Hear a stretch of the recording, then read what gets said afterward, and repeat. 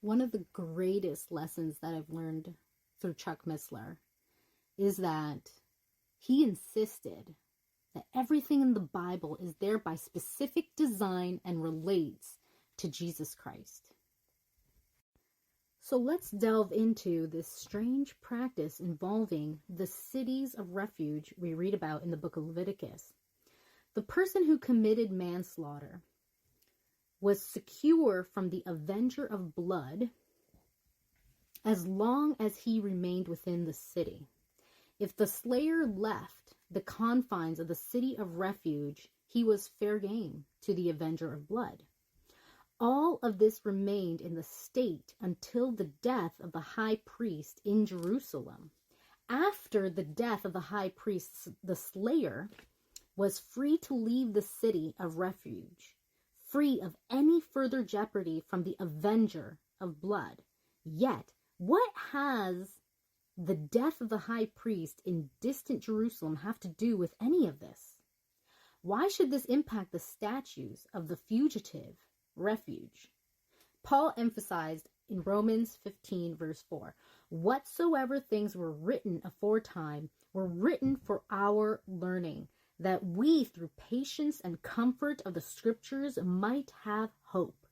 Whatsoever things means everything.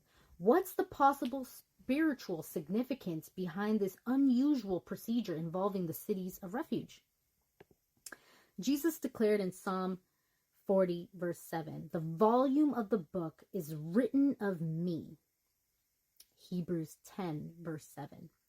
Jesus is the key. The key to any biblical dilemma is to put Jesus right into the middle of it and see what emerges.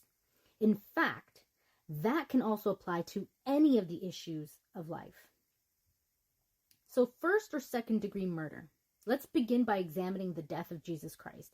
Was it first degree murder, premeditated, or second degree murder, manslaughter? From God's point of view, it was first degree. It was ordained. Acts chapter 2 verse 23, him being delivered by determinate counsel and foreknowledge of God. From the Father's point of view, it was indeed premeditated. Our predicament. But what about our position?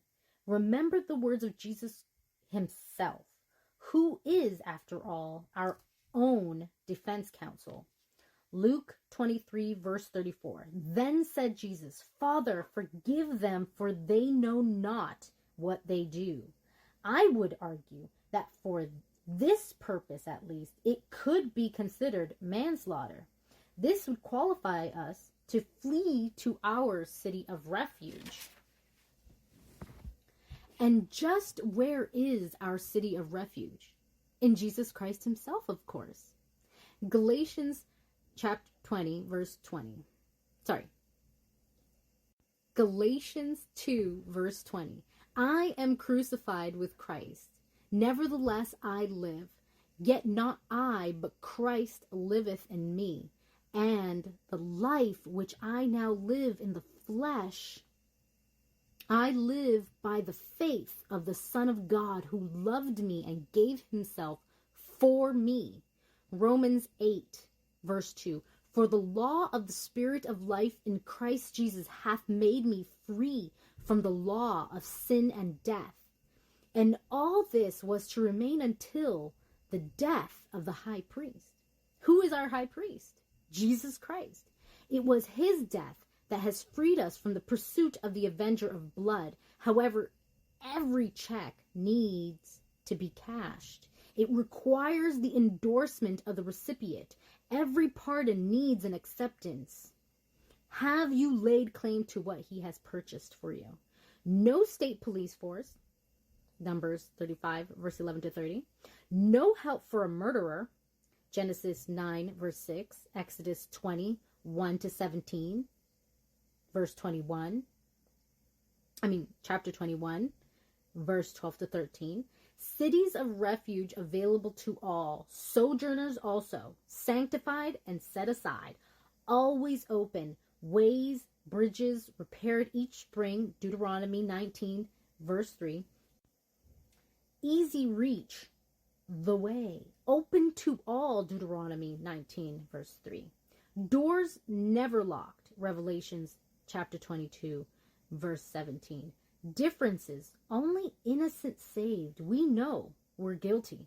Christ more available, John 6, verse 37. Revelations 3, verse 20. Leviticus 24 begins in the holy place of the tabernacle and ends outside the camp.